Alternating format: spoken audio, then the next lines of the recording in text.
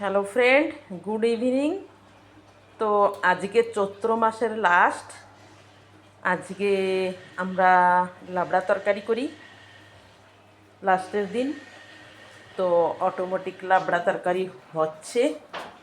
এটা ফুলকপি, কুমড়ো, আলু, ওলকপি এবং বিলাতি বেগুন এটা একটু ফ্রাই করে নিয়েছি। আর বাকি সব সবজিগুলো এখানে মানে বয়েল হচ্ছে। তারপরে কড়াইতে ফোড়ন দেব। দেখুন, চৈত্র মাসের লাস্টের দিন পুরো কিচেন রুম সাফ হয়, সব সাফ হয়েছে। দেখুন, দুদিন ধরে পুরা পরিষ্কার পরিচ্ছন্ন করলাম, পুরো টায়ার্ড হয়ে গেছি। দেখুন, ঘর বাড়ি পরিষ্কার পরিচ্ছন্ন। এটা কাঁসার থালগুলো একটু ডলতে হবে বলে এক পাশে রেখে দিয়েছি। সন্ধ্যাও হয়ে গেছে।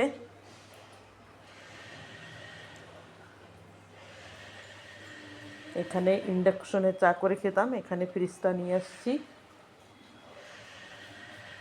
টেবিলটা প্যাকিং ছিল, এখানে রাখলাম।